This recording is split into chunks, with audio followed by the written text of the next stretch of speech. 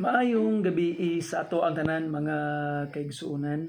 Welcome sa ato ang Daily Dose of God's Word. Another night nga kita mag-uban alang sa pagtuon sa pulong sa atong buhi nga Dios. Our lesson for tonight mga igsuon is found in the book of Proverbs chapter 22. And I would like to focus in verse 6 mga kaigsuonan for tonight's lesson. So please open your Bibles with me there. Una mo yung mga Bible sa Proverbs chapter 22 sa ato ang mga Bible palihog. And let us read verse 6 only. Ang pulong sa Ginoo nagaingon, train up a child in the way he should go. And when he is old, he will not depart from it. Magampo ta. Aman nga langit nun, salamat Lord sa imuhang gihatag na opportunity for us nga makadungog sa imuhang pulong karon nga gabion. Thank you Lord for the opportunity for giving us this time na mahimong makapaminaw Ginoo sa mga butang that you would like for us to understand. Ginoo, tagaig kaalam ang imong ubos nga lagad. Ligunak ako Ginong Dios, nanginahanglan ko nimo. I need you Lord, and I pray Lord that you would open more opportunities for us para mahimong makadayeg kanimo amahan.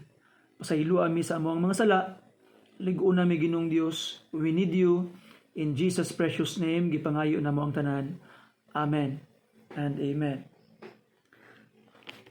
The title of our Bible study tonight is Discerning Right Paths.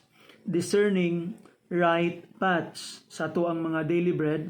But I would like to talk about the specific text nga atong gibasa karon nga takna sa kagabion mga kaigsunan about training a child in the way that he should go.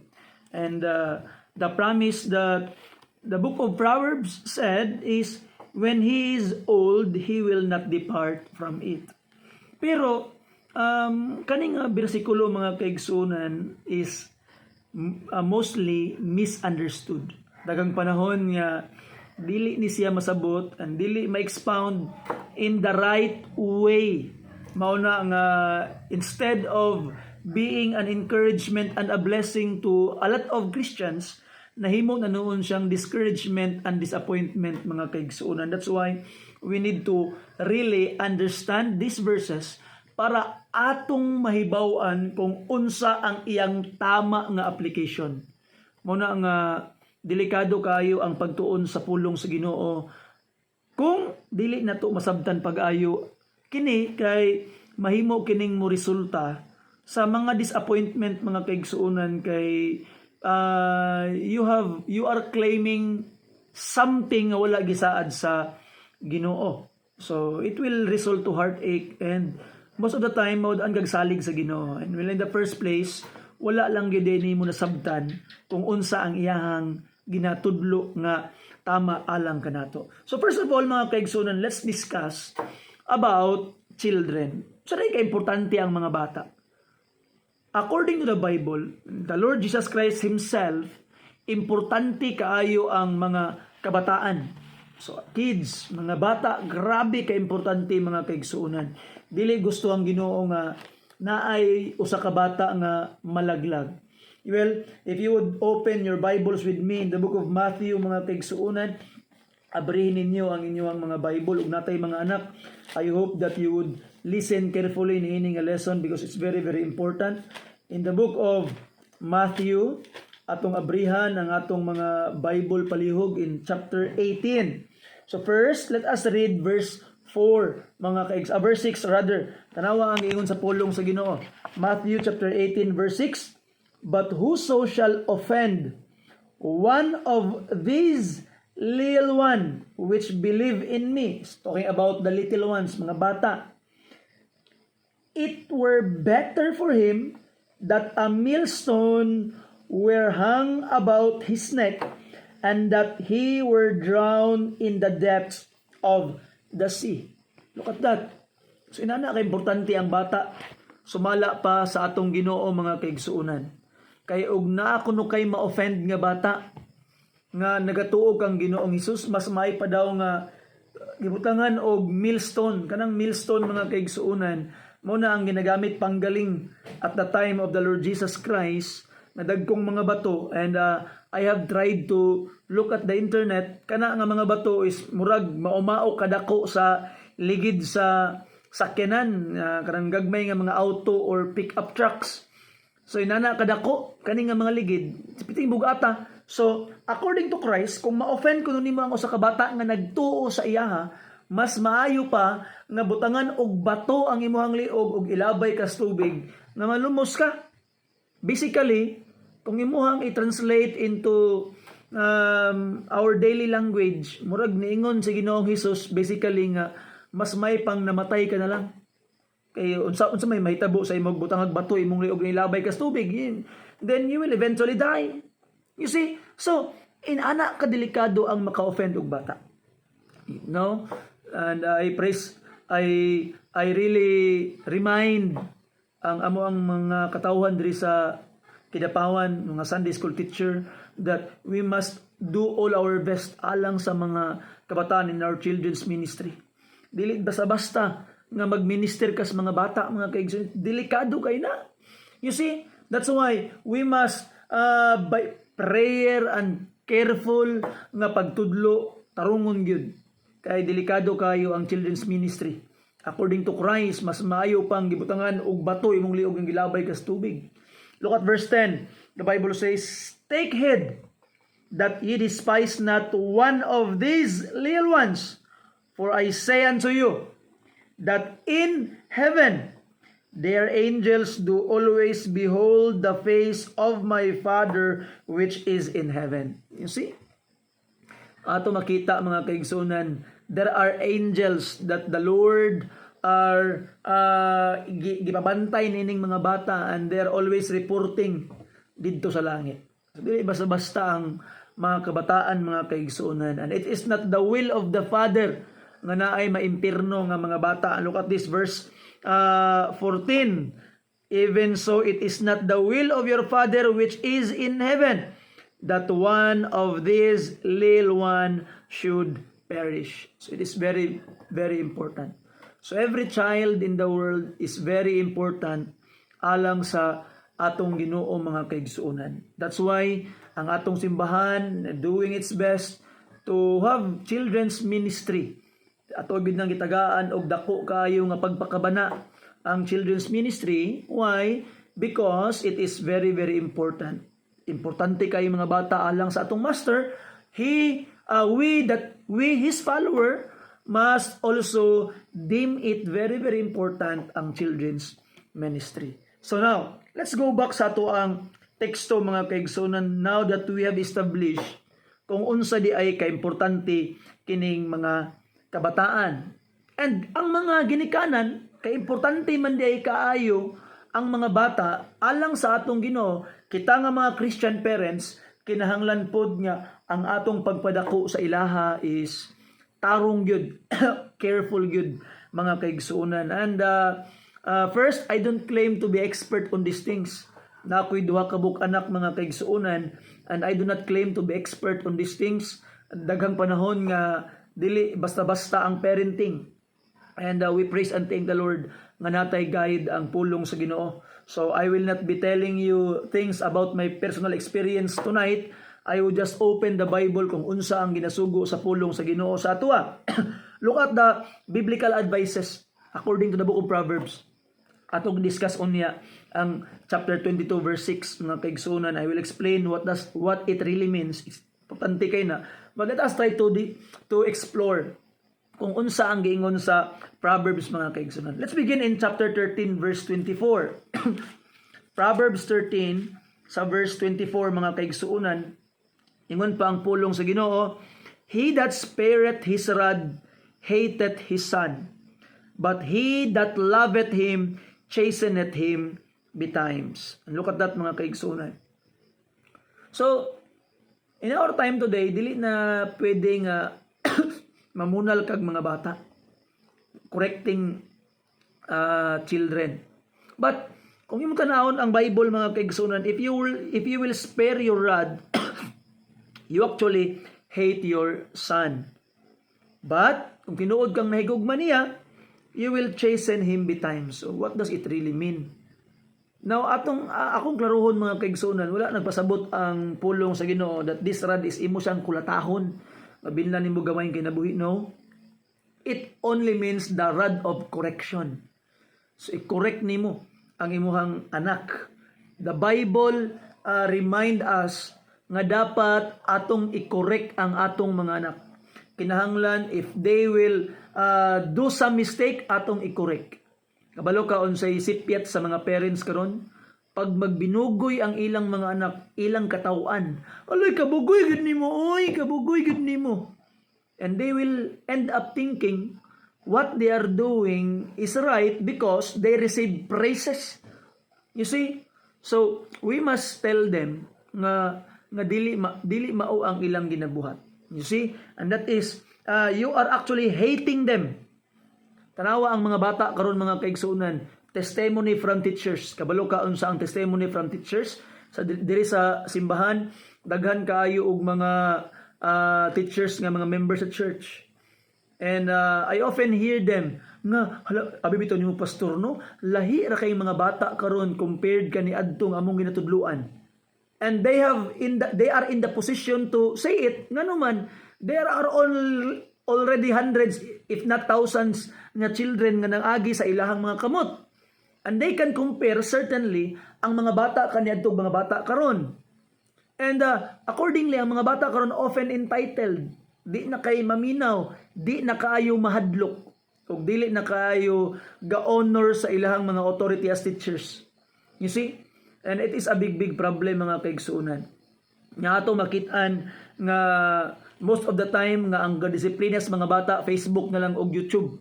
Dili na ang mga ginikanan. Kaya ang mga ginikanan angay pong disiplinahon in the first place. Look at this in chapter 22 in verse 15, ingon pa ang pulong sa Ginoo sa book of Proverbs. The Bible says, foolishness is bound in the heart of a child. So, ang bata mga kaigsuona, nagyud nay foolishness, nagyud nay innate foolishness sa iyaha. And it is bound in his heart according to the Bible. But the rod of correction shall drive it far from him. Look at that. So the rod of correction. So dili siya rod of gitawag na torture ha, rod of correction. So ang imong rod dili pang torture kundi correction lang. So ato makita mga kaigsuunan that ang foolishness nga nagbugko sa kasing-kasing sa bata, it will go away pinaagi sa rod of correction mga kaigsuunan. So you will spank or you will correct your child not to hurt him pero to correct him. So muna ang natudlo sa pulong sa Ginoo. Okay? Chapter 29 verse 15. Tanawa ang pulong sa Ginoo mga kaigsuunan sa book of Proverbs. The Bible says, the rod and reproof give wisdom, but a child left to himself bringeth his mother to shame. Nawara. So ang rod mga kaigsunan and reproof, ang mga pagbadlong, pagkorek sa mga anak is maghahatag og kaalam sa ilaha. You know, katubi taong imong ginikanan nga sige ka i-correct, hangtod karon dili pa na nimo malimtan. O karong tiguwang na ka mingaon ka sa mga pagmaymay pagkorek sa imong mga ginikanan. Ang ingon pang pulong sa Ginoo, katong mga bata ang gipasagdan lang, buhatan ninyo inyong gusto. Magdalag kaulaw sa ilang mga ginikanan. You see, it's never wrong. Kabalo ka kaning mga sobra kayong mga balaod karon, it is from Satan. Di ka na siyawa mga kaigsuunan. Nga naman, the Bible clearly teaches us that we must correct our children and it will give them wisdom. O katong mga bata nga pinasagdan is maghatag kaulaw sa ilang mga ginikanan. So, the Lord Jesus Christ really loved children. Kay gihigugma man kay niya ang mga bata, gitudluan ta niya na we must give them rod of correction. You see, again, Wala gihatag ang rod for torture but for correction, mga kaigsuonan. Verse 17 in Proverbs chapter 29, the Bible says, correct thy son, and he shall give thee rest. He shall give delight unto thy soul. Muna yun sa pulong sa Ginoo. So correct them. We need to correct. It is the responsibility of parents nga i-correct ang ilang mga anak, mga kaigsuonan. Ayaw gulata nga sa prisuhan na sila i-correct. Ayaw gulata nga the life itself will correct them in the future. Because they will really find it very, very hard, mga kaigsuonan. And I hope ato nang ibutang sa atong mga utok. But always remember, di ba kay naghisgot man tag correction, naghisgot man tag rod. Napoy reminder. Chapter 19 verse 18, mga kaigsoon sa Proverbs, tanawa. Chapter 19 verse 18, tanawa. Chasten thy son while there is hope, and let not thy soul spare for his crying. Tanawa ha. So imo daw ang gitawag nga pantunon ang imuhang anak samtang naapay paglaom. So ayaw na hulata nga wa nay paglaom. Di ba? Usahay naay mga ginikanan nga ayha na nila ginakorek ang ilang mga anak nga high school na, mga college na, ayha nila ginakorek, nakita nilang batasan, katong bata pa gibibibig ayo. And what happened? Nakurat ang ilang anak. Huy, naunsa man is mama nga nalahi na lang maggalit. Nga nahimo man isang baptist nga sige na magpanghilabot sa kong kinabuhi. Kay ayha pa ka naka-learn unsaon pag-correct sa ilaha. And that's very, very wrong. Nga naman, at the early age, sa sayo pa kaayo, we need to correct them. They need to learn nga unsa ang tama ug mali. Di ba? Sama gud anang maghimo kag mga kahoy, nga mga kahoy nga gagmay, kung imo pa nang ilambod-lambod sa bata pa imong itulid, matulid na, pero katong dagko na nga imong tulidon mabali na. You see? Matulid man pero bason pa nimo, you will hurt them a lot. And you don't want that, mga kaigsuonan. And remember this na principle nga gihatag ang New Testament. In Ephesians chapter 6 verse 4, Ephesians chapter 6 verse 4, mga kaigsuonan. Look at this. Ang giingon sa pulong sa Ginoo. Okay? Ephesians chapter 6 verse 4, mga kaigsuonan. Ingon pa ang pulong sa Ginoo, and ye fathers, provoke not your children to wrath. Look at that. Provoke not your children to wrath. Look at that. Ingon pang pulong sa Ginoo, but bring them up in the nurture and admonition of the Lord. So dili po di ay agig kasuko. Now, muna nga when you are correcting your children, pag i-correct nimo ang imuhang mga anak, tanaw nimo ang biblical principle, hulatasa nga nawala na ang imong kasuko. Usahay ang dili maayo nga ginabuhat sa mga ginikanan is correcting their children in the heat of their anger. And if you would do that, you would end up telling things that you did not mean. You will end up doing things nga imong mahayan pagkahuman. Because imong gihimo nga pagawasan sa imong kasuko ang imong pagpamunal o imong pagpagyaw-yaw sa imong mga anak. And you will end up provoking them to anger. And instead of helping them, malayo na noon ang ilang kasing-kasing sa imuha. That's why, kung nakasala sila sa imuha, wait nga nakalma ka, una-hunaag tarong ang imong pagabuhaton, una-hunaag tarong ang imong inasulti, para dili ka makasulti og wala nimo gi-mean og di nimo mabuhat ang imong mahayan in the future. So it's very, very nice principle, no? But bring them in the nurture of the Lord. So malapas pulong sa Ginoo, mga kaigsuonan. Now, going back in our text, ito na sa ipasabot sa itong text. Ingon pa ang verse 6, Proverbs chapter 20 verse 6, 22 verse 6, train up a child in the way he should go, and when he is old, he will not depart from it. So, unsa man gyud pasabot ani, mga kaigsuonan? So may pasabot ani kaning train up a child. So first ay ako mapadayon din ha. Ato sang basahon ang chapter 23 verse 13 to 14. Chapter 23 13 to 14. The Bible says, withhold not correction from the child, for if thou beatest him with a rod, he shall not die. Thou shalt beat him with a rod, and shall deliver his soul from hell. You see? So, ato ding makitaan mga kaigsuonan, ay pud pamunal nga katong makapatay. Ang imong bunal katong di makapatay. Mandili abuse ba? Namanggoy boundary ang rod of correction og child abuse. So dapat imo nang mabutang sa imong utok nga ang imong pagdisiplina dili child abuse. Napriso pug ka kung masipyat ka mga kaigsuonan. But if you would do it, you will save your child from hell. Kaya ang prinsipyo, going back sa verse 6, atong text 22:6, when he is old, he will not depart from it. Now mga kaigsuonan, ato ning klaruhon. Naay mga anak sa pastor, and it's my fear because I am a pastor na ako'y duha ka buk anak. Naay mga anak sa pastor nga tinuod man kaning giingon nga train up a child the way he should go, and when he is old, he will not depart from it. Ngano man lagi nga daghag mga anak sa pastor mga kaigsuonan nga pagdako failure man. You see? Atong makitaan mga kaigsuonan nga pagdako nahimong palahubog. Pagdako di gatuo Ginoo. Pagdako dautan kaayo. Nga ako manuntang gitrain akong anak pastor sa paingon sa pag-serve sa Ginoo.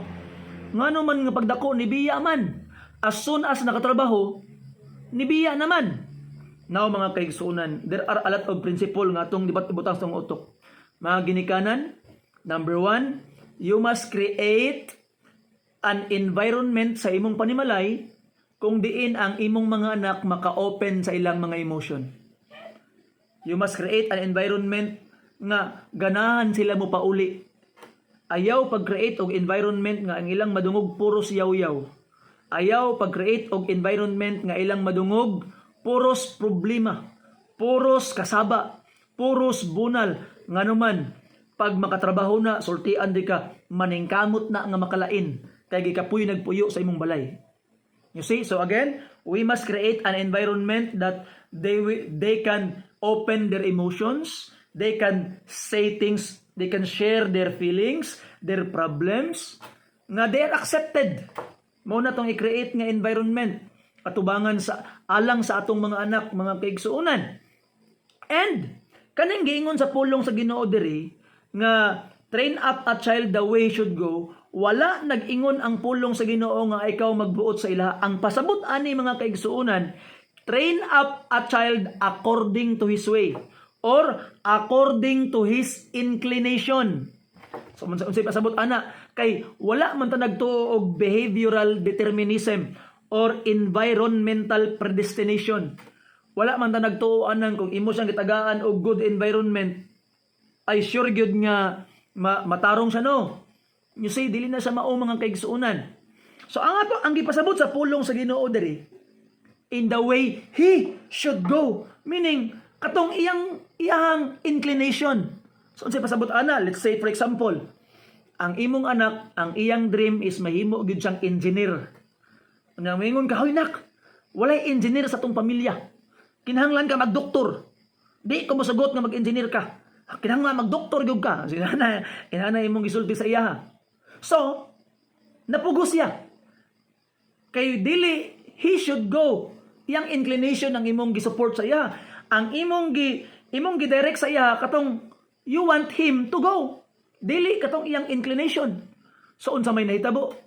Pagdako niya na siya'y midlife crisis. Kay dili siya ganahan sa iyang ginabuhat. Unya pagkahuman mga kaigsuonan, ang nahitabo na change of career. When he is old, he departed from it. Nganuman, kay wala gyud niya gikalipay ang iyang ginabuhat. Nakuha nimong punto? You see, mga kaigsuonan, gusto tag mga teachers nga gusto gyud nila ang ilang ginabuhat. We don't want teachers nga wala lay choice. No, na-teacher man ka, wala mong good choice. We don't want that. We don't want doctors nga dili nila gusto ang ilang ginabuhat. Ano na doktor man ka, magani gustong ni mama? We don't want that. We don't want nurses nga moatiman sa itong mga masakiton nga napugos kay may gusto sa ginikanan. You see? Now, we don't want engineers nga mo-build sa imong balay nga dili niya tarungon yung trabaho kay ngano man dili niya gusto yang ginabuhat. Naay mga crisis nga may tabo. So, kita nga mga ginikanan, this verse is teaching us mga kaigsuunan to know our children what is the way they wanted to go. Unsa ilang gusto nga dalan, as long as it is not against God, it is not against the Bible, the principles of the Word of God, we must learn to support them and empower them there that they will become the best ana nga field, and when they will old, they will not depart from it, and they will prosper in that field mga kaigsunan. Mauni ang inatudlo ani nga bersikulo. Dili nang nung kagipugos ni mog pasimba ang imuhang mga anak, nagtuo ka nga magpadayon na binapagdako, no? Daghag mga bata, mga anak sa pastor pag yun, nagipugos og simbas pagkabata, pagdagko na himong gitawag nga mga daotang mga tao nga naman. Kay ang ilang pagsimba pinugos. You see that? We must let our children learn to decide for themselves mga kaigsunan. We must let them learn to decide. Kay naay panahon, elementary pa imong mga anak, ikaw ang ilahang gitawag nga leader gyud nga ikaw gyud mag-lead sa ilaha. But when they became college, mga tiguwang na 20s pataas na, coach ka na lang. Dili na ikaw ang magbuot silang kinabuhi. You see? And there are a lot of children mga kaigsuunan nga tungod kay wala ka nakaangay sa ilang mga plano. Wala ka kaangay sa ilang mga idea. They were discouraged. Wala nila gidayon ang ilang mga plano. And they end up not even learning the lessons from failure. Sometimes we need to let them fail in order for them to learn. Kay sometimes mga kaigsuunan, kung dili maminaw sa imuha, let them fail. Para makasabot sila kung unsa imong ginapasabot mga kaigsuunan. You see that? Now ato makitaan, do not devoid your children even in learning from their own failures. Because if they end up not starting anything, they will learn nothing. You see? Mabitaw na kung imong anak mga kaigsuunan magplano aning kuan nya wa gyud ka kaangay nya mao gito yang gusto. Wa gyud ka kaangay unsa man plano sa mga failure man siguro ni bankrupt siya ani. Mao man gyud na iyang gusto mga kaigsuunan. Then let him try. Support him with all of your ability. Kay basing na say nakita nga wa pud di mo nakita. You see? And sometimes old-fashioned ra ba kita mga ginikanan. Ang atong gusto kay katong mga old-fashioned way. You see? And we wanted to go to war using our archers nga ang iyang gira nga ginadtuan is machine gun ang gamit. Usahay old-fashioned na to archer atong gamit ilahaday karon machine gun na. You see? So, ato makita mga kaigsuon no. Lisod kay mahimong ginikanan kay lisod kaayo nga imong ipaadto gira ang imuhang mga anak. And sometimes most of the time you wanted to go to war for them. But they need to learn. Muna ingon sa pulong sa Ginoo, train up a child in the way he should go. Meaning kaning he should go diri, it doesn't mean nga katong imong gusto, but kung unsa ang ilang inclination as long as it is not against the Bible. Support them with what they want. You see? And kung ilan ang mabuhat, kay natuman man nila ang imuhang gusto, na successful sila, pero wa sila nagbalipayon, wa gyapon pulos. Pag mawala na ka, ayha pa nila buhaton kung ang ilang gusto, and they end up having no time to do what they want and to do the things that will make them happy. Nganuman, kay ayha ra man nila gibuhat ang ilang gusto buhaton sa dihang namatay na ka. And that's a big problem mga kaigsuunan. Ano? It is a challenge for us mga ginikanan. Challenge for us mga ginikanan. You see? Pero it's our way of helping them. Lisod, pero mo'y dapat. So I hope by the grace of God, let us learn to support them and pray for them mga kaigsuunan. Pastor, what if ma-failure, Pastor?